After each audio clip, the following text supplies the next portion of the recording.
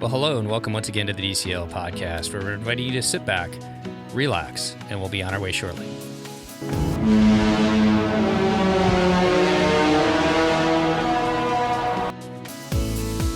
Well, welcome back to the DCL podcast, your podcast to help you cruise a little smarter. And I'd like to welcome back to the show all the way down in Florida. How you doing today, Blake? I am doing pretty good. Really excited about this show we have coming up here. So am I. This is one that we really wanted to do, but it just wasn't going to work out. But before we get into that, how are your legs after the Run Disney Wine and Dine weekend? Actually, I'm feeling pretty good. You know, we didn't go too hard, but we did wear costumes for the first time for the 10K. So that was kind of an experience. But overall, it was a great weekend. Yeah, I was not expecting that. When I saw the picture of Katie and you dressed up, I was like, wow, they kind of went all out on this one. So yeah, we had a group that wanted to do a group costume, and obviously we're not going to be the people that are going to be like, oh, we don't want to do that. So we jumped in, and our friend Jason did a lot of the legwork making it happen, but they turned out really cool. That's awesome. Well, if anybody does not follow you and Katie along, go over to MouseGen and check out all the information over there over on Instagram, and you can find out and see some of the pictures of the fun that they had that weekend. But let's turn to this cruise, Lake. Yes, this is such an exciting cruise, and I'm so excited to have someone on so soon after it too. Definitely. And for those who will recognize our guest voice, and we'll introduce her here in just a second, know that if you've listened to her before, that I never know where they are traveling until they get back and I get this like random text or email. And this one was a doozy because I did not see this one coming, but I'd like to welcome back to the show all the way down in California. How you doing today, Lauren? Great. Really excited to be here and talk about our latest crazy adventure. And I'm going to let you just introduce where you went and why you guys decided to go here.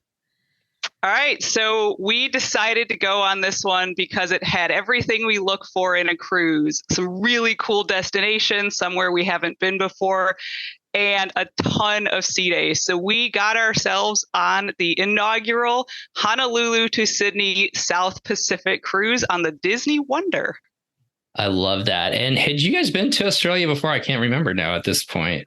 No, we had not been to Australia or any of the destinations. We had not crossed the equator. It was a bunch of new stuff for us on this cruise. So we were really excited to set out on a journey. Thoughts, Lake? I am just so excited to hear all of the details on this trip.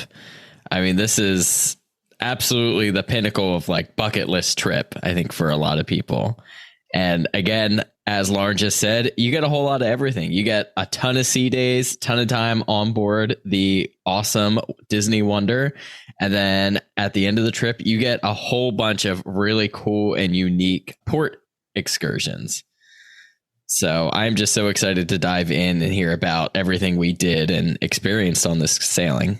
So starting in Honolulu and going down to Australia, I mean, two destinations that I think a lot of people have not been to and are just definitely bucket list destinations. I know you've been on the Wonder before, so we're probably not going to touch a lot on the Wonder. We'll talk about it a little bit, but I think the main focus for everybody here will be kind of the destinations and kind of your experiences on something like this.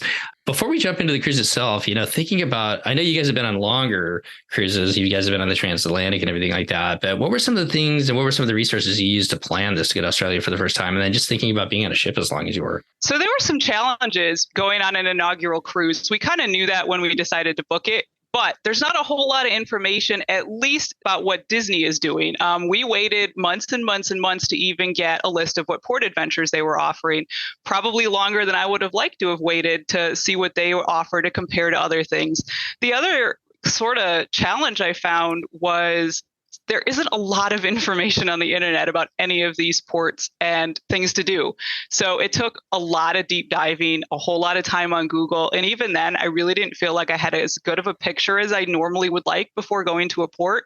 The other challenge was these are all islands. They're all small. They're all not heavily populated, which means there is a very limited amount of guides or tour companies or private guides or car rentals and even public transportation. And so during all of that research, I realized that it was going to be really challenging in the style that we like to do anything on our own. We were not going to feel very comfortable just jumping off the boat and exploring and, catching public transportation, because really, if you missed the boat on this, there was no easy way to get back. So we were not comfortable being, far away on the other side of the island, hoping that the bus was on time. And so we ended up booking everything through Disney or just going out on our own with no adventure planned, basically around the port. And that worked best for us on this cruise, which isn't always how we do it. But, on something that's brand new with not a lot of information and nobody doing it before, it was kind of the best way for us to feel comfortable, safe.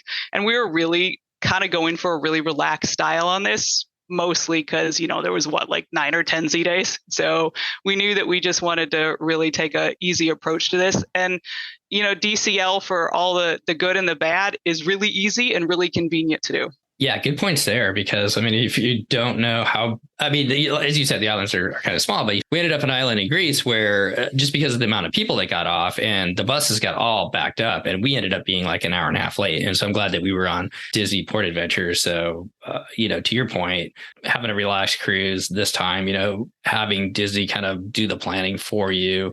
Maybe it wasn't perfect. We'll find out as far as what you got to do, but definitely I could see where that would ease your mind a little bit in going through the South Pacific. Yeah, it absolutely once we made that sort of decision, it made it a lot easier, because then I just was down to deciding what I wanted to book that Disney offered and hoping I got what I wanted to book as my first or second choice. You always go through the rankings, and unless you're Pearl, you're down a notch or two in what's going to be offered, but you pick a first and a second choice and a third choice and a fourth choice and hope you get one of them. So we were really excited with what we ended up with, but we also knew that couldn't have happened, and we could have ended up with second, third, fourth choices, and we still would have had a good time, I think. Well, let's jump into this cruise. You guys start off from California, head over to Hawaii, and spend some time over in Aulani. And I don't remember, was this your first time at Aulani? No, you guys have been there before. This was the last time we went was at the end of our cruise from Vancouver to Hawaii, and we really liked it a lot. And so we decided if we were going to Honolulu again, we might as well tack on a couple of days at Aulani to start the cruise off right, really relax, get in vacation mode, float around the lazy river, eat a bunch of good food, and just relax before we jumped on a ship, enjoy some time on the beautiful island. So it seemed like there's a lot of people from this cruise. I know staying in Aulani too, everybody kind of had that same idea from just kind of following a little bit on the internet and whatnot. What were some of the highlights? You guys did some interesting restaurants, some of my favorites, Monkey Pod, Roy, and then the Oleo Room. What were some of the highlights of staying there food-wise? All three, really. We had done Monkey Pod and the Oleo Room before on our last trip and loved both, and knew that if we were going back, absolutely had to go back to Monkey Pod for the pie, if nothing else. And so that was top of my list. They had, changed the menu a little, added some things. So we were really excited to go there. Roy's was a new one for us. We had heard a lot of really good things about it, decided to walk over and do a kind of a nice dinner there. And, everybody talks about how it's a really nice restaurant, and it absolutely is. And we were a little worried because on this cruise, we were not packing super fancy clothes, but we wore what they call resort casual, or at least what we thought was resort casual, and we fit right in. And so I think if people are going to the island and not wanting to pack a super fancy outfit and worried about going there, it's absolutely fine to wear a nice island dress and a button-up shirt, and you'll fit right in, no problem.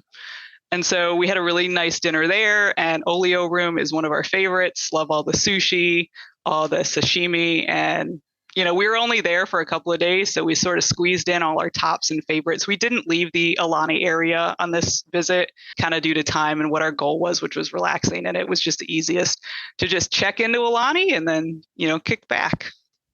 Did you need to get a reservation for the Oleo Room? Last time we were there, it was like, it used to be like you could just walk in there and dine, but the last time I was there, it was like packed. It was amazing. They changed the menu up a little bit, and it's really become more of a food destination, I feel like. It was a little less crazy than the last time we were there. Last time we had like a 90-minute wait. This time, it seemed like it was a little more manageable wait time, as long as you checked in, said you wanted a table early. We didn't go super late in the evening, but it generally seemed like it was a lot better than last time, because last time, it felt like you had to check in and then hope you got a table before they closed. So I think that's, at least for that week we were there, it had settled in. But the resort seemed really full, like way fuller than the last time we were there. And I'm sure some of that was the cruise, but I know we had the same situation last time we were there. So I think because we were there over a holiday weekend for a lot of schools in the US, I didn't realize how crowded it would be.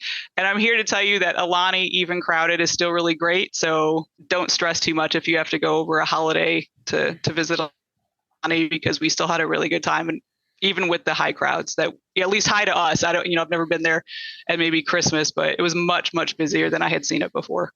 It has been busy, I feel like, since the pandemic, and I think they handle as used to handle the crowds really well too. So, well, from there, let's get you on the cruise. So I think doing the pre-Alani stay is going to be pretty popular with this cruise coming back. So why don't you let everyone know kind of what your process was for then going from Alani to the port, and then how the port embarkation process was. Was there anything kind of different or out of the ordinary from a normal embarkation? So we, our team, get to the port late. I do not enjoy standing in the long lines, early to check in, early to go to cabanas. None of it interests me. And so we booked ourselves on a later port arrival time and used Charlie's taxis. One of the things with the Honolulu port and getting over there is Disney does offer transportation from Alani. It's kind of the bus transportation deal that everybody's used to from DCL.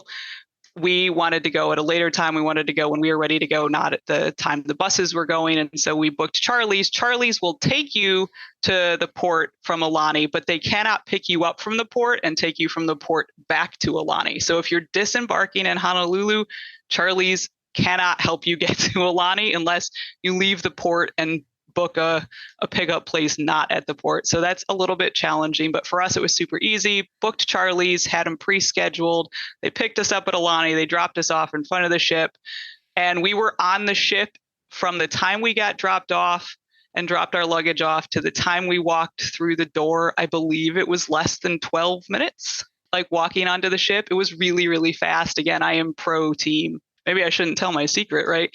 But I am pro team get there later, because by the time we got there, it was, we just walked right through. The only difference that maybe if you've only done some of the, Alaska type cruises or the Bahamas, is we had to show our Australian visa, because you have to get a visa to go to Australia from the US. And we had to show that visa before embarking to prove that we had it, to prove that we could get off in Australia and we weren't going to be stranded on the Disney Wonder for all eternity. So I think that was the only thing that I haven't had to do before for a cruise that was new for this one. Did DCL help you with that, or did you have to do that separately by yourself? Oh yeah, no, that's all on you. Just like every cruise that they do, they'll tell you that you need a visa in their pre-email. Past that, good luck. And they only tell you for the US residents. Everyone else, you need to figure out what the country you're going to requires from the country you live in or are resident in or have your, identity papers from and all of that. So it was definitely really easy. It was not complicated at all, but you are completely on your own to take care of all of that. Unlike maybe a more inclusive tour company or something like that, this is all on you. Just for planning purposes, what was like the turnaround for applying for that visa? Like, is it something that, you have to give it a couple of weeks, or was it pretty instantaneous that you had that information back to you? So everybody's a little different, right? Everybody's situation, what you need, your requirements, how long they take to approve it. For us, it was 30 seconds. It's all done online. It was quick. It was easy. I would not wait till 2 days before, because if you have anything that's delaying it, you definitely want to make sure you've got that visa. But it was not something that took a super long time. It was really quick, something you could just, do in an evening and get done and check off your list before you get ready to go on vacation. What was that sail away like from Honolulu, knowing that you're going to, the Wonders embarking on something completely new, going someplace completely new, not just for you guys, but for the crew as well? I don't know if you had to see too many of the islands as you left Honolulu per se, but what was that sail away like? It was gorgeous. It was just kind of at like that golden hour before sunset. And so as we pulled away we were parked right in front of the Aloha Tower in Honolulu. As we pulled away, you got these gorgeous sunset views of the island and Honolulu Tower. And it was absolutely amazing. And then the island gets smaller and smaller and smaller and smaller. And then you realize that you will not see land for 6 days. And that's it.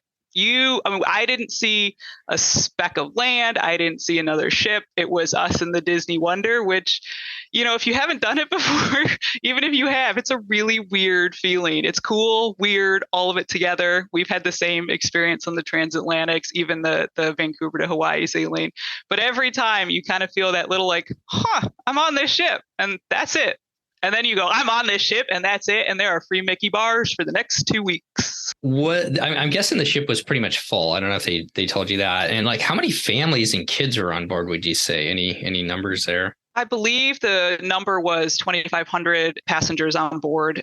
It was a lot more families with kids than I have ever seen on a long. By far, the average age decreased significantly from other crossings I've done. There was a lot of families doing this cruise who were from Australia or New Zealand that had flown to Hawaii to take the cruise back. And so it was a really kind of fun and different mix from what sort of the standard long cruises. You kind of see the same people on the transatlantics, sort of like a core group that does it. And then this was a lot of new people who were giving this a go. A lot of Australians who were super excited to be on the first ship as it landed in Sydney Harbor 2 weeks later. My dad's cousin actually just left a couple of days ahead of you on Royal Caribbean, and they sailed from Honolulu all the way to Sydney. And I never really thought about the idea of they live in Australia. They live in Melbourne. I never really thought about the idea of how many Australians would come and do this. So that's pretty cool to have a kind of a diverse crowd on board. Yeah, it was. I didn't think I thought of it either. I sort of assumed it would be all the same people who do all the long crossings. It's sort of a core group of DCL fans that seem to like those, and you kind of see some of the same people on again and again. And it was a completely new mix of people who were really, really excited. And there was a lot of like second time cruisers, like people who this was their second Disney cruise. They had done one before, loved it, and were doing it again. So there was a lot more of the energy of like, wow, I can't wait to do everything. And, some of the activities that as a regular cruiser, you're sort of like, I'm going to skip that. I don't need to fold my towel animal again. We're packed with people because this was their second time on a Disney cruise and they wanted to do it all. So the dynamic and the flow of the cruise was more first time cruiser, short cruise, but on a 2-week crossing. So it was a really interesting and fun sort of way to do a new cruise. And plus being on the first cruise ever. I mean, who doesn't really want to do that? It was just super cool to be on the first cruise ever. You had to go in knowing that it's the first cruise ever and things could go topsy-turvy. Everything's new. They've never pulled into a port before. They don't know what things are going to work, what things aren't, how the food supply is going to last, if it's going to last all the way through, or are we going to run out of Coke Zero 3 days into this? But, if you signed up for that, it was great. And we were totally on board for whatever happened and just enjoy the adventure. So we've got a lot of time on the ship here. What kind of cabin did we book and how did that work for you guys? Would you make any changes moving forward if you were to do a sailing like this again? So we booked a midship veranda. I would not make any changes and I would highly recommend it. If you've listened to some of our other cruises, we are not pro team veranda. We're pro whatever gets us on the ship. We have done an inside cabin on a long sailing before. We're totally okay with it. On this sailing, we knew the weather was at least predicted to be warm, sunny, nice. And if we were going to be on the ship for 2 weeks, we wanted to be able to enjoy the outdoor space as much as possible, which means for us having a veranda. And so it was absolutely amazing to be able to go out basically anytime, day or night, and have gorgeous weather and just hang out on the veranda, watch the sea go by, relax, and not have to, worry about going and fighting for a chair on deck 4, which were always full and you were never getting one ever. So if you thought that you're an inside cabin and you'll just pop down and get a nice little chair on deck 4, this was not the cruise for that. Because man, it was like, you got one of those, you better sit in it and not move. So we really appreciated having a veranda on this cruise. And if I was going to upgrade, I think for me personally, the upgrade to a veranda for this cruise was more important to me than having a veranda even in Alaska. So moving into these 6 sea days we have here, first, why don't we just you hinted at it a little bit. How was the weather kind of during these couple days? Because some of these various long sea day sailings aren't always necessarily the nicest weather, but it sounds like in this situation that was more of the case, though, is that we did have good weather. We did. You never know on a crossing like this. We have run into terrible weather before. We've been diverted due to weather on one of these long crossings. But on this crossing for us, we kind of knew it was at least going to be warm, right? We weren't going to suddenly have snow in the middle of the South Pacific. So we were prepared for some pretty warm weather. And it was really gorgeous. It wasn't too hot. It was a little humid, especially once we got into the ports. There was definitely some humidity. We didn't get a whole lot of rain. There were some sprinkles here and there as we went through different storms. It was really smooth. It was really quiet. The only exception to that was our last day before we got to Australia. It was what I'm going to call moderately bumpy. I have definitely been in worse on a Disney cruise. I have definitely, obviously, been in some glassy, smooth sailing even on this cruise. And there were some people who, if you're prone to seasickness, you could see there was people on the ship who were feeling it a little bit on that last day, but it wasn't anything crazy. And we were also going basically around a tropical storm at that point, which was causing some of that.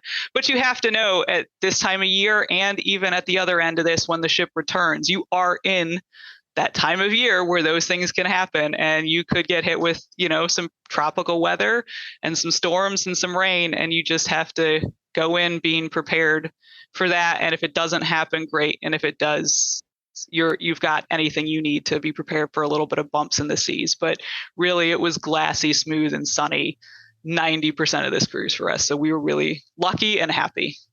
Awesome. Well, continuing on with these sea days, typically on these long sailings, we get some cool and unique entertainment. I know at this point you've been on many of these sailings, so some of it is kind of same old at this point. But was there anything that kind of stuck out to you, or anything that you felt like you had to do entertainment wise on these sailings or on these sea days? Absolutely. So they had a couple of really cool things. One of the things we got to do on this cruise, the first time ever a Disney ship has done it, is we crossed the equator into the southern hemisphere. And so they made a much bigger deal about that than I thought. Like, I didn't think this was going to be a thing. I just thought we were going to, sail across the equator. And we had an entire day focused on the equator. They had all sorts of games. They had activities. They did the boat races that day. They did trivia about the equator. They had the King Triton's Royal Trial of Equatorial Passage, which was basically like some fun group activities at the pool where if you did it all, you got a certificate that said you had passed all these tests and were allowed to cross the equator to make King Triton happy or something like that. It was just fun. It was entertaining to watch. I did not participate, but it was fun to watch. And then they had a huge deck party as we crossed the equator, which in our case was originally going to be at midnight, but they kind of sped up the ship a little bit. And we got to cross at 10:44 p.m. And it was like a New Year's Eve countdown, the whole deal, counting down, from 10 to 0. Everybody's cheering. I think there was even like a couple of pops of fireworks, nothing big, but just a big celebration. And, they made it into a big deal. Like, I'm never going to forget what time and where I was when I crossed the equator for the first time. So that was really sort of an awesome thing they added into the cruise that was unexpected, not something I had thought was going to be a big deal. And then the one I thought was going to be a really big deal, they didn't do anything for. When we crossed the international date line, I thought that was going to be like the big woo. No, it just confused everybody. So that also did happen, during this cruise. And so that was new and different and challenging for a lot of people to sort of wrap their head around. If you don't know how that works, I went to bed at Thursday, and when I woke up, it was Saturday. Friday was just gone, disappeared, did not exist in any form. I have not had that Friday in my life ever. So, they give you some warnings in the apps and everything, but I thought they'd make like a fun little deal or a party or something. No. And then the other thing they did, which was a surprise, which we did not know about until I think the night before is they did a trial of Heroes Unite on the Wonder. So they were doing Heroes Unite, the big deck party they do during Marvel Days at Sea on the Wonder for all the Australian or sailings, like during the sailings that are now in Australia. This was going to be one of their big things. And so they surprised us and did a test run one of the nights at our cruise. And if you're on a cruise with Heroes Unite, this is worth your time. We are not deck party people. We are not pirates party people. I've been to them all. They're fine once. I enjoy them once, and I don't generally go back. I would go back to this one every single time. I will not put any spoilers out there, but seriously, this has everything an entertainment show on DCL should. It has fireworks. It has a story. It has plot. It has a boatload of characters doing crazy stunts. I mean, all on board a ship that's moving. So that was a really special touch that we didn't know was coming that we really, really enjoyed. And I was super excited to get to experience, because I don't know if I'll ever make a Marvel Day at Sea, but I think now I've seen the best part. I can confirm that is the absolute best part of the Marvel Day at Sea. As someone who's a Marvel fan and enjoyed our sailing quite a bit, that show, that is the best like deck party show, hands down. There is acrobatics and everything else that Lauren just mentioned.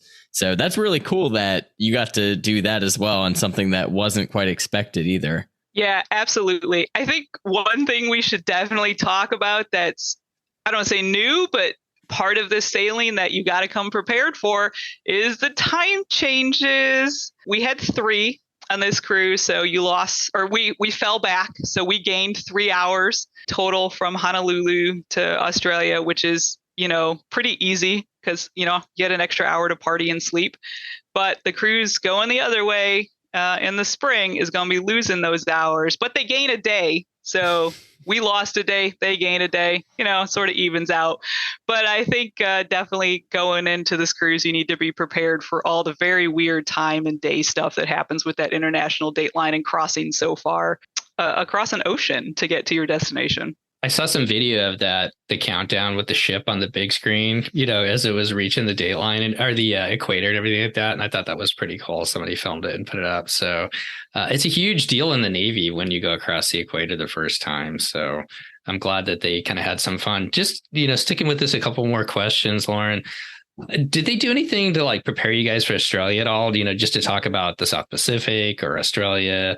Was there any kind of informational type of presentations? And then also, what type of, did they have any extra shows on there besides just the normal? They have Frozen on the Wonder. So we had what I think might be my favorite guest lecturer of any of these longer cruises I've been on. We had Jason Edwards. He is a photographer for National Geographic. He has had an amazing career. He has done basically everything that you can do with National Geographic, and he's from Australia. And so he joined us for the entire 2-week cruise on board, doing lectures on the history of Polynesia. He did some lectures on photography skills and tips. He did a lecture on the animals of Australia. He did a lecture on the history of Australia. If they get him on board for every Australian cruise, that would be amazing. I doubt that's realistic. His schedule, is, he talked about it on the cruise, is absolutely just jam-packed with assignments and commitments. But if they get anybody of his caliber, it was absolutely worth going to his lectures to hear about Australia from somebody who, is from there and has a real passion for it and had a lot of information and had the most amazing pictures to show for everything. And so he was kind of their one main Australian lecture add-on for this cruise. They had some of the same normal stuff you see on these longer cruises, really cool games. They had some trivia that was Australia focused along with the Equator one. They did all the regular couple of magicians. They had, as we got closer to Australia, they added some acts that were musical acts from Australia, that sort of thing. Kind of what they do on most cruises that have a destination. They try to bring in some of the local acts or groups as they can, but it wasn't heavily Australian. If you're looking for all Australia all the time, it wasn't that, but it was a good mix of everything. They didn't do any extra Broadway shows. They just added in extra acts. They did have one of the shows that they've done on other long cruises that I have never made it a priority to go to and have kind of always talked about going to and finally made it to this cruise, the crew talent show. If you're on board a cruise on the ship that offers the crew talent show, absolutely go. I kind of wondered if this was going to be like, I don't know, like the camp talent show. And this was a really high bar of a talent show. And like, it was really, really good. We really enjoyed it. And they added an extra sort of special Australian ending to the crew talent show, which was pretty special because they did it close to the end of our cruise. So it was sort of a nice way to put the nod in for Australia. So that was kind of the main stuff that they added in that was Australia themed. I'm sure there was other stuff I missed. I mean, you would think with, I don't know, as many sea days as we had, that I would have gotten bored and, had gone to everything. And there was still tons of stuff that we would have done that we just didn't have time to fit into our cruise. So we tried to go to the stuff that interested us the most, that was the most unique, kind of some of the new stuff. We had a great time doing all the activities they offer. If you're ever worried about going on a cruise with a ton of sea days and what are you going to do, you will absolutely not be bored unless you would like to be bored. And then you can sit on a chair all day and relax and enjoy just being bored for a day. And there's nothing wrong with that. I think I slept on our balcony for the first time for 2 hours, and it was magical. So I could imagine just having a day just doing nothing on board there. Two more things before we jump into the ports. I don't want to spend a ton of time on this, but with food wise, did anything stand out? Did they add anything special for the destination you were going? I don't know if they added anything special for the destination at all. They pulled out every menu they've got in the books. I saw every menu I've ever seen on any cruise ever. They have to fill 2 weeks of meals. They've got to do something. I will say they've updated their menus. I've talked about it before. I'm a vegetarian. Jason is not. And I would say the vegetarian offerings changed quite a bit. Even between our last cruise and this cruise, they've added quite a few new offerings that are not pasta based, which I really appreciate. I definitely worry when I'm going on these long ones because 2 weeks of eating pasta is just too much pasta even for me.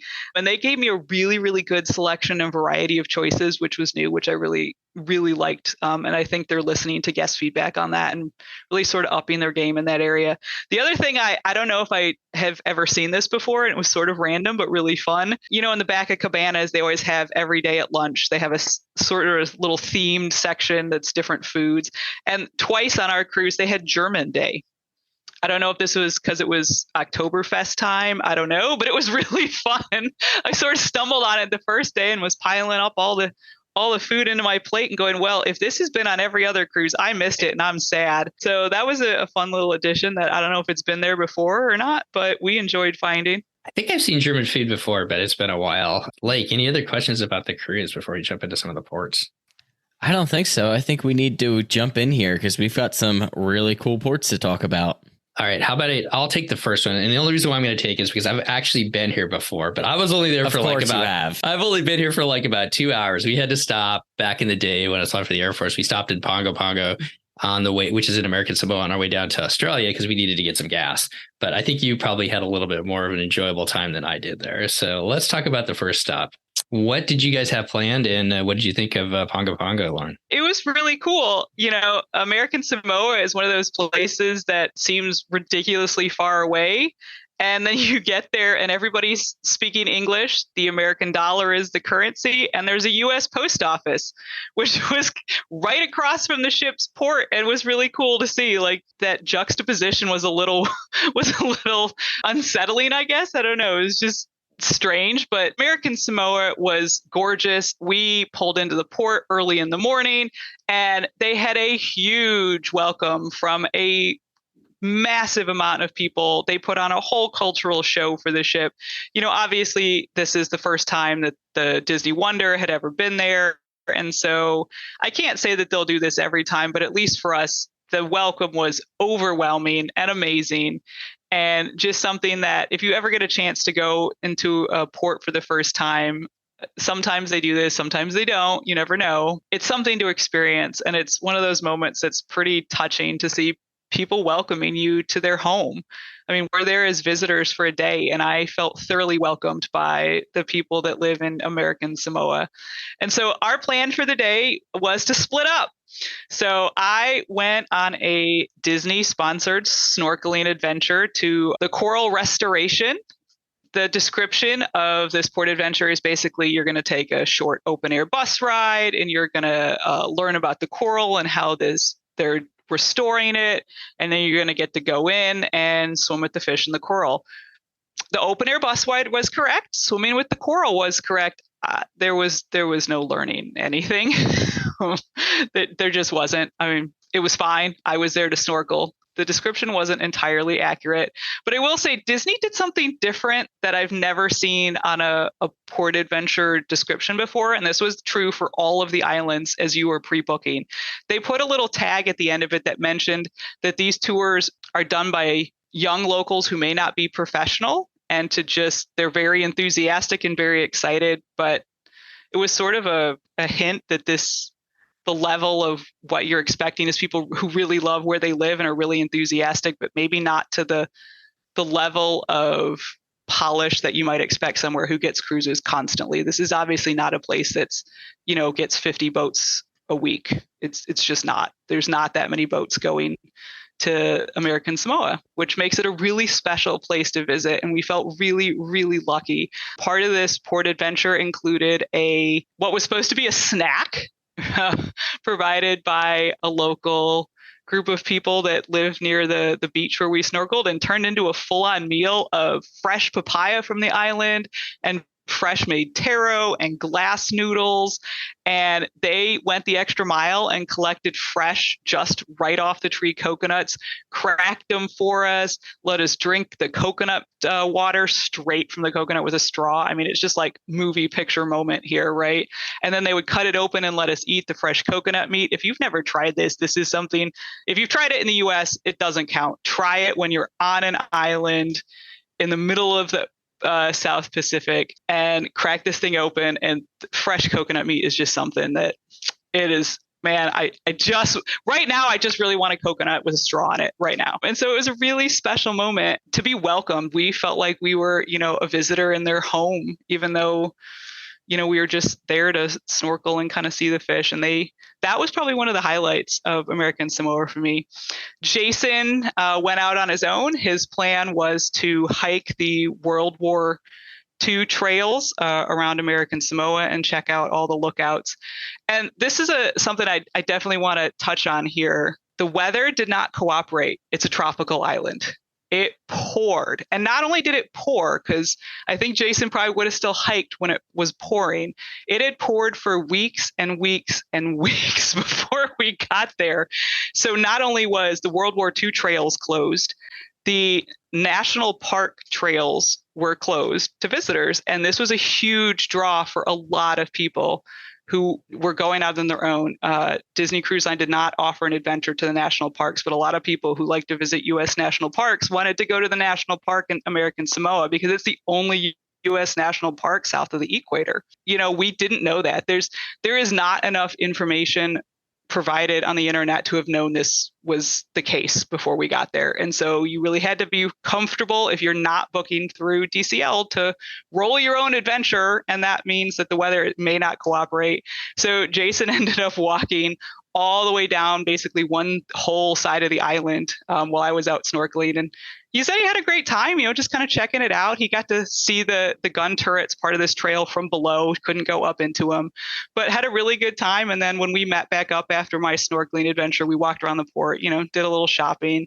It's really easy to shop here because it's the US dollar. So that's what you're using on Disney Cruise Line, regardless of where it's cruising. Even in Australia, the currency is the US dollar for all passengers aboard the ship. And so at least in this port, there was, lots of people doing lots of shopping because it was one of the easiest places to do that. Well, what a magical day. I know that the island itself is very beautiful. And I mean, I guess, if it's been raining that much, something to know about the islands with the steep mountains and whatnot. You can get yourself in a lot of trouble out there with flash flooding and whatnot. So probably why the park was closed down. It's too bad that he was not able to go up there and see it, but I'm glad he had a good time. All right. So our next port is Suva, Fiji. And tell us about how we spent our day there. All right. So anyone who's spent any time with me talking about vacations knows if I can get in the water and snorkel, that's what I'm doing.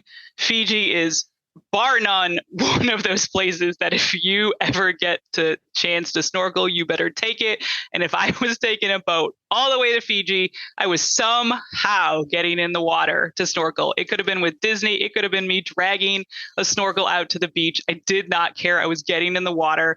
I was able to book both of us on a port adventure through Disney, which was great because some of the best snorkeling is not found right outside the ship where it parks in Fiji. So we were able to take a bus to a resort and then get on another little ship and go about 15 or 20 minutes out into a coral reef. And let me tell you, you hear a lot of talk about somewhere and you kind of worry it's going to disappoint. You're going to everybody talks it up and you're going to get there and be like, wow, that really wasn't. No. Fiji was everything everybody says it is.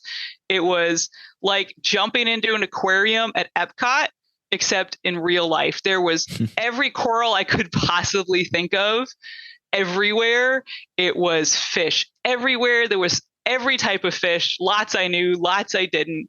They were all swimming all around me. The colors, I was looking at some of the pictures and even the pictures don't do it justice. It was so bright and so vivid and so amazing in person. And it's so cool because I'm swimming through the water and looking at everything and you start hearing this sound. And I learned it's the parrotfish crunching on the coral. You can actually hear it. You're so close and in the water and there's so many of them. You hear this like buzzing sound almost in your ear and it's just the parrotfish chomping away. And this was everything I hoped it to be, everything I could have wished for. This is, if you are into snorkeling at all, Fiji is a must do.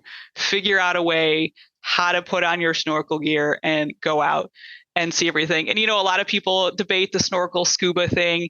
I don't think, at least in my case, the reef we went to, you would get a much different experience because it's not very deep. It's very, very, very shallow water. And so I was right up on the coral and the fish and got to just experience basically a nature documentary in real life. And I will not forget it. And if I could go back and do it again, I would be on that plane in a heartbeat carrying my flippers. This sounds just absolutely amazing.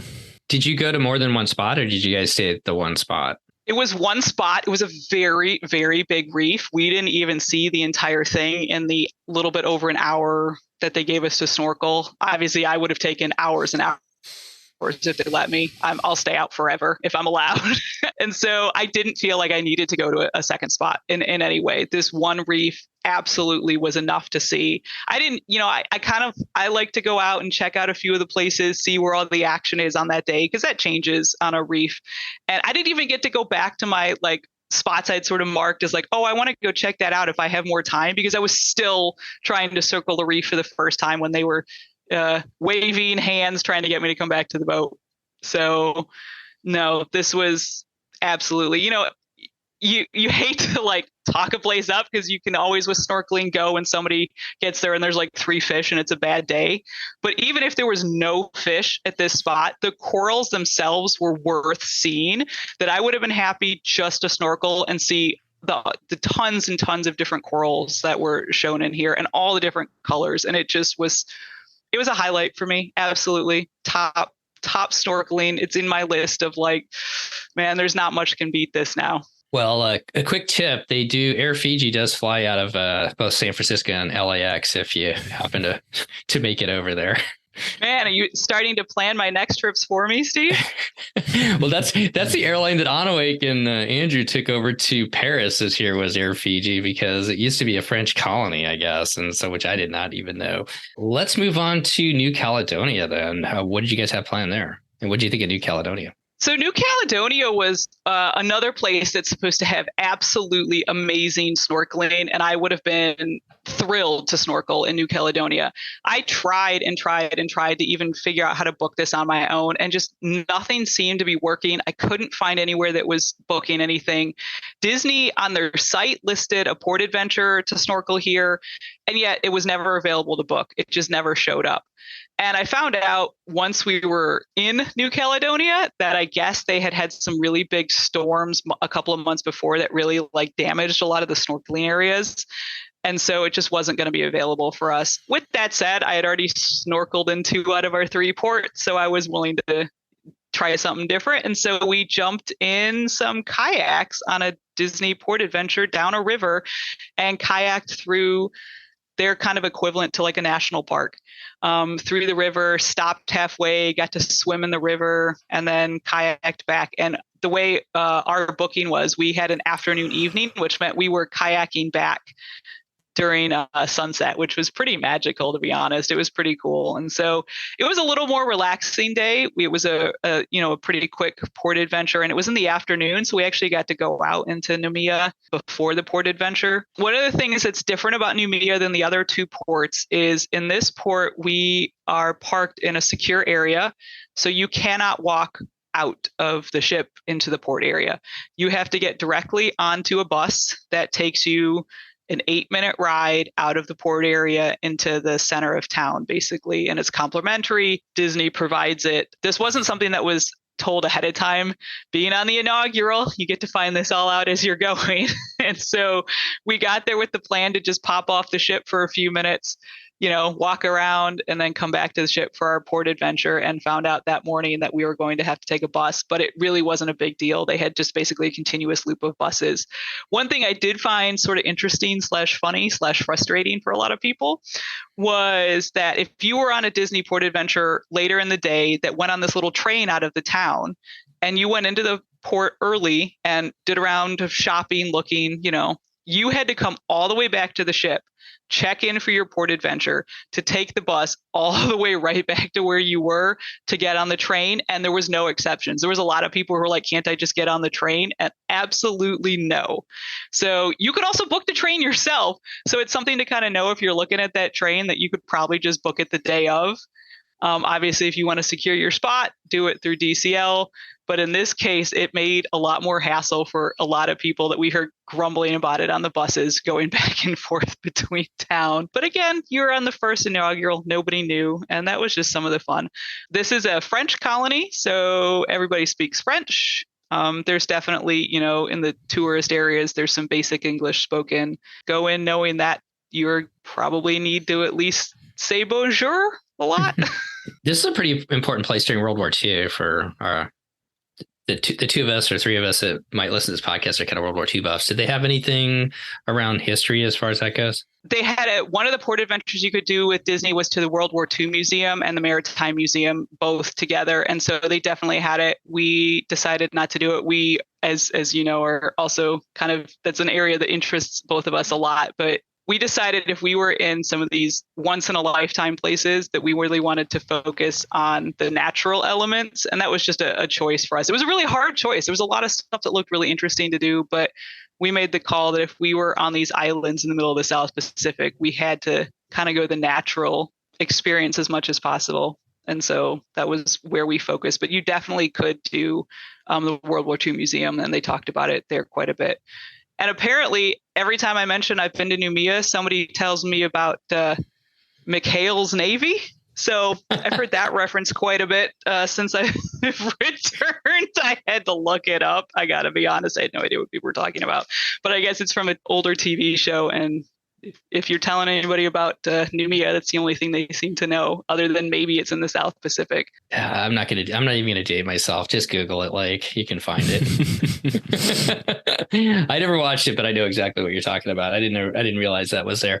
I think I would have focused on the natural beauty of being able to go to these places, probably, maybe once in a lifetime too. So those are the ports that you guys got to stop at as you sailed towards Sydney.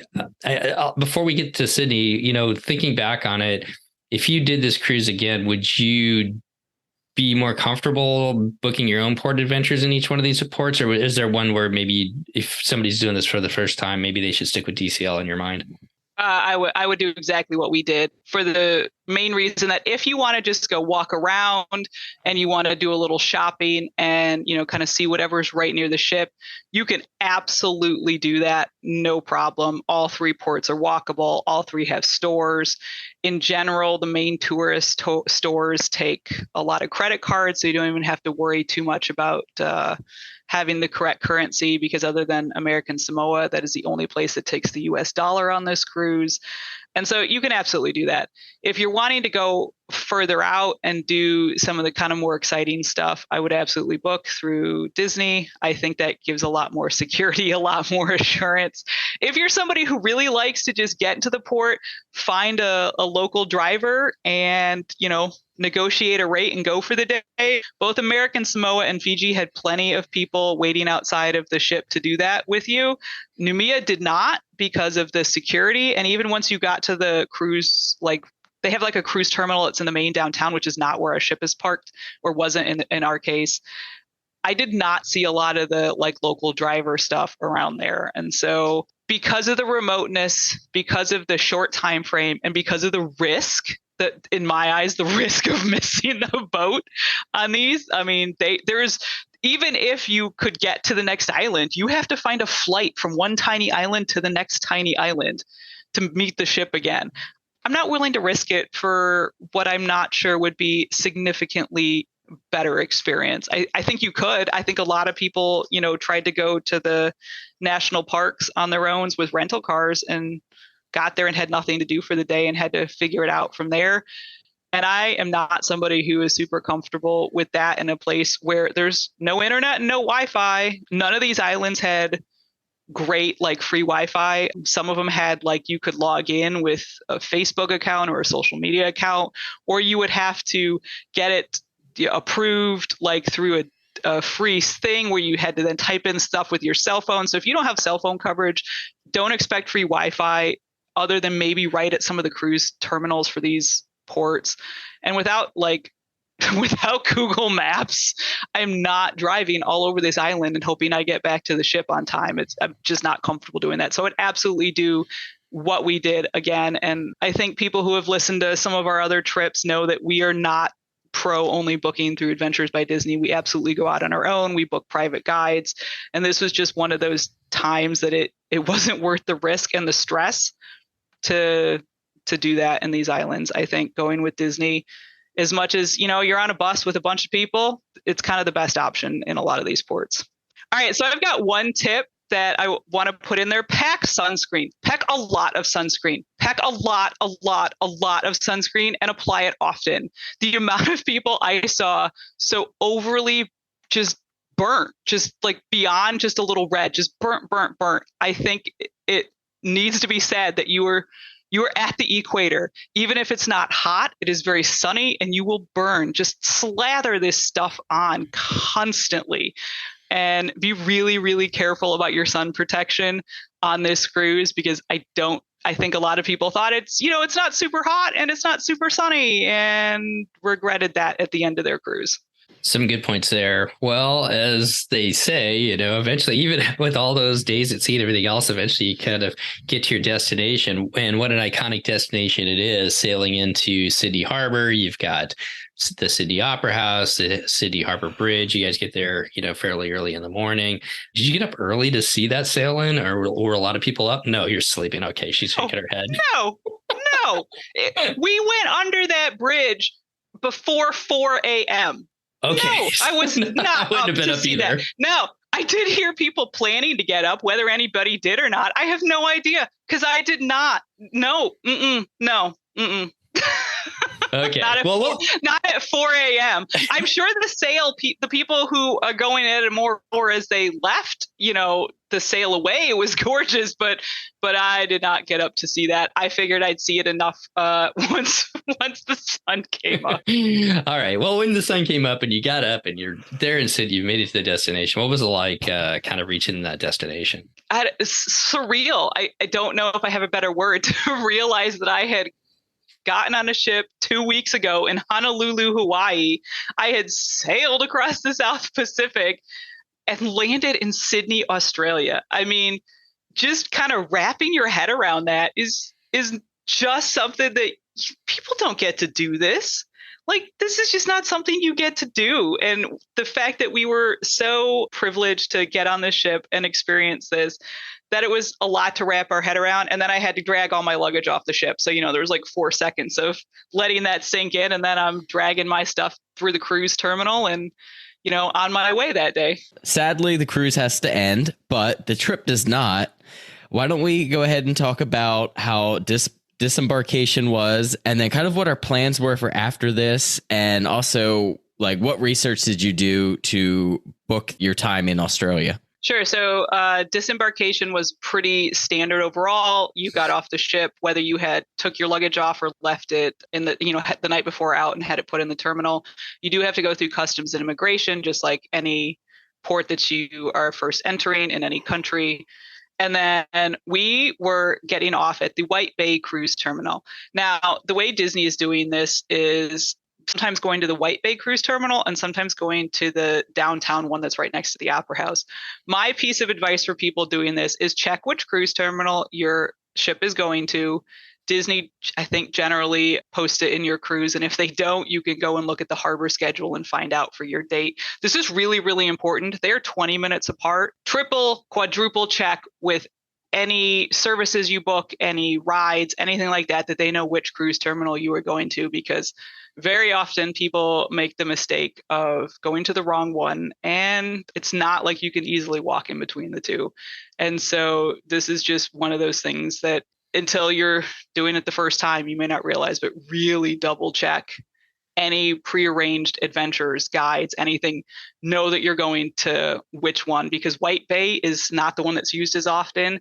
But just like anywhere, it's the secondary. Like a lot of places, Disney is going to get the secondary if the main terminal is full. Because they're the newest, this is their first time there, they always get bumped to the secondary cruise terminal when another ship is in port. Otherwise, it was pretty uneventful. There is no Wi-Fi in the White Bay Cruise Terminal. So yeah, that made our day a little bit exciting because we had some miscommunication on how we were getting from where we were going. So they have some really helpful information staff at the White Bay Cruise Terminal that are volunteers that were great to work with. So know that there's some resources there, but otherwise it was a pretty quick and easy disembarkation for us. And we were off on our first adventure. And it looks like we did 3 days here in Australia.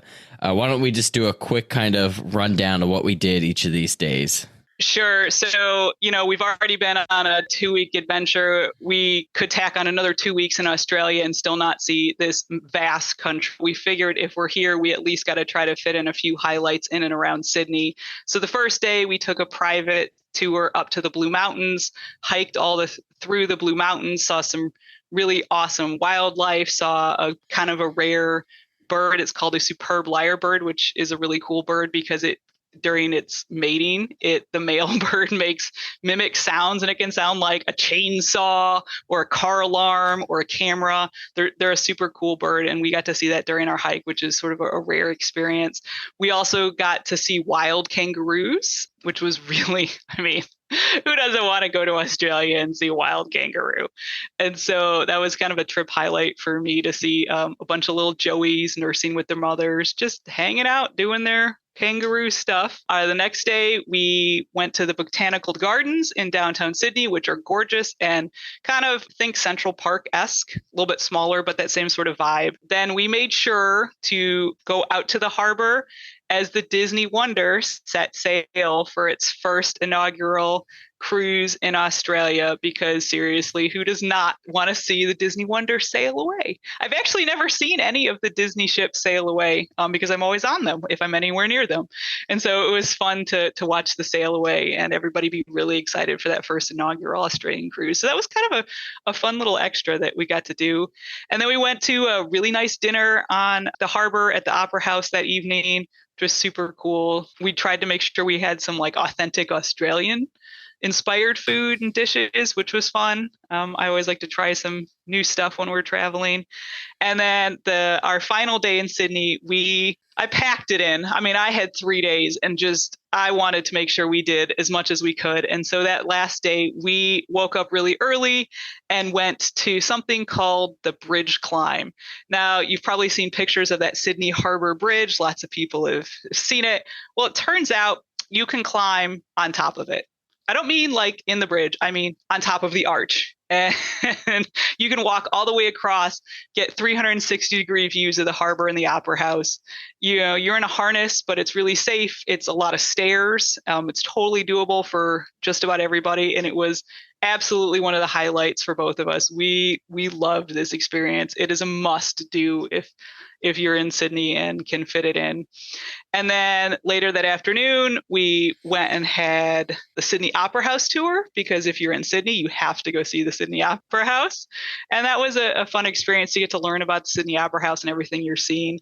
And then we wrapped it up with our final evening in Sydney doing a Sunset Sydney Harbor cruise on a ship that's over 100 years old, and got to again see 360-degree views of the harbor, watch the sunset, had a nice dinner, sort of wrapped up our time sailing around with one more little sail around the harbor, and just took in the fact that we had to go home after such an amazing adventure. As we sadly wrap it up, it is probably kind of important to talk about how we got home. Of course, we flew.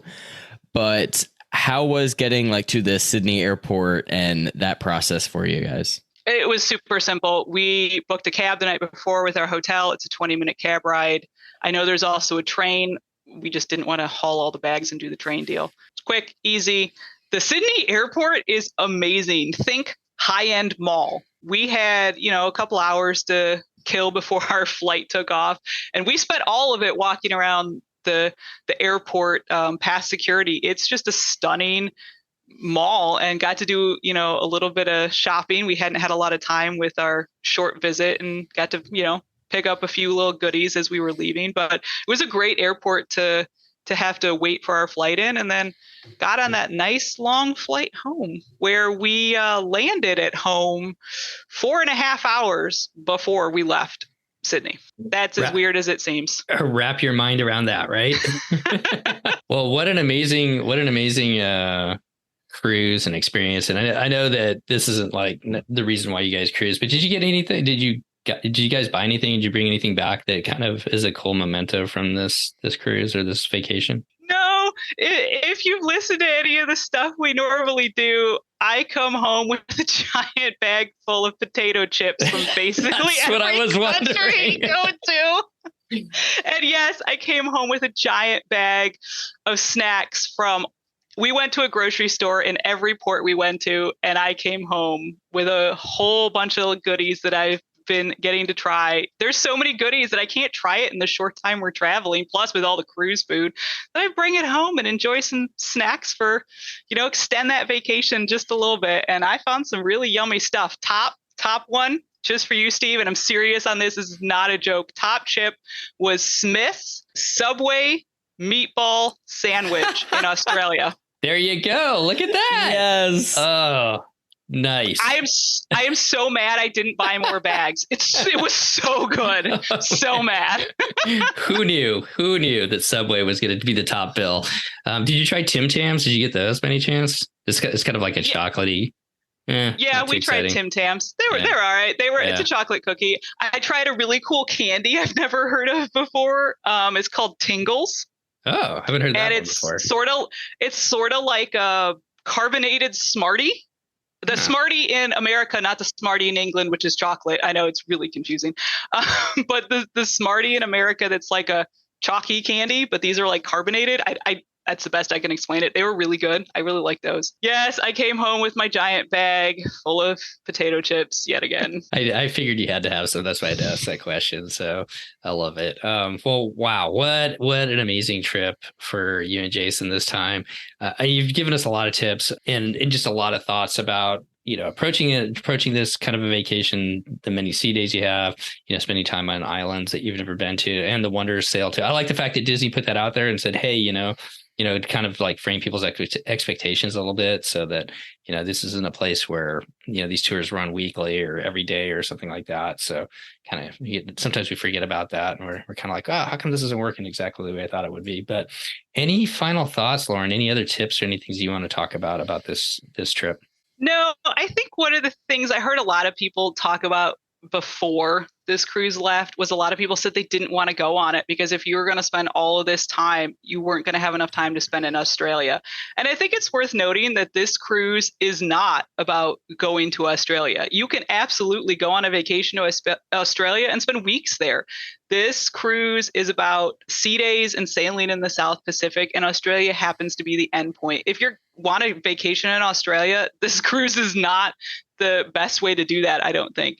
But if you want a great experience going to some really far-flung places in the ocean, getting to experience a ton of sea days, a lot of chances to relax and sort of have some downtime, this was absolutely the vacation to pick. And I would highly recommend it. And I cannot wait for people to get to experience it going the other way. And I want to hear all about how gaining that day but losing all the hours works for them. Well, like, any final thoughts about this cruise and trip report? Yeah, I did have one question to kind of round us out. And I think we did kind of hit on this a little bit. But did you feel that obviously these are a lot of new ports, new excursions, and you said you had some trouble finding information? Part of the reason we love cruising is for the ease of it, for the fact that the ship takes you to all these locations and you can book, these excursions through your ship if that is, within your comfort level. Did you feel that Disney offered enough, especially for those that may not have gone out and done any like additional research on what they could do at these islands? Honestly, no. They didn't offer, I don't want to say they didn't offer enough variety. I don't know if there was that much more variety of tour companies that offered anything on the island. I mean, you have to understand what Disney is working with. They can only offer what they can book through a tour company, right? They're not doing the tours themselves. They are, booking this out with a tour company. But what they did not do, in my opinion, is offer enough spots on any of these tours. Booking a tour on this cruise was like booking a lightning lane at Christmas. I mean, you had to be on it. You better know what you want. You better be on there when your booking window opened. It was a little intense. And that was just because there was more people than there was spots, honestly. I've never, ever seen every port adventure sell out, and they absolutely did before this cruise had even left. And people cancel and change and all of that, but seriously, there was just not enough options. And I think that's going to be some growing pains as Disney figures this out. But they're also only going twice a year. How much of that's going to change, yet to be seen, but there was definitely not enough for every person on the ship to have booked through Disney. I think with the snorkel, there was in Fiji, there was 2 snorkeling adventures. And I think total, they took less than 60 people. So out of 2,500, 60 people got to snorkel with Disney. That's it.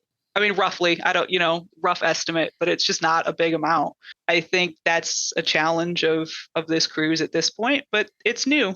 And we kind of went in knowing that it was new and they're going to have to work some kinks out. Even with Europe, Disney's been cruising in Europe for quite a while now. They've figured out more or less what they're doing, but we just have to give them a little bit of grace as they figure that out here in the South Pacific. Good words there, and good perspective as well. So hopefully, and to your point too, they just may not have the infrastructure to be able to do that at some point to have like 1,000 people who may want to snorkel that day. So, well, one of my favorite things about always having you on the podcast, Lauren, is when we get done with this show, we get to talk about what you're doing next. So what's next for you and Jason? You know the answer. We always keep it a surprise, but we won't leave you out in the cold too long this time.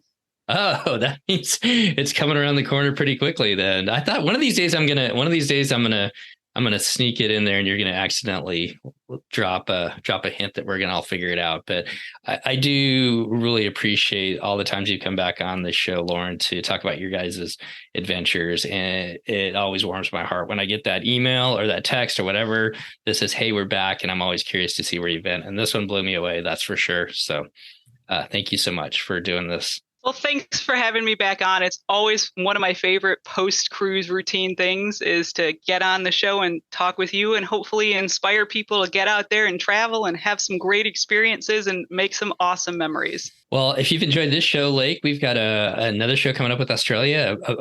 We had another guest that did Adventures by Disney after they got off this sailing. So we'll look to bring that out. Once again, Lauren, all the best to you and Jason as we head into Thanksgiving, and the holidays are right behind that. Look forward to hearing what you guys are up to during the holidays and whatever that next adventure is. So once again, thanks for coming back and taking a listen, everybody. And we'll see you next time on the DCL podcast. Goodbye, everybody. See ya.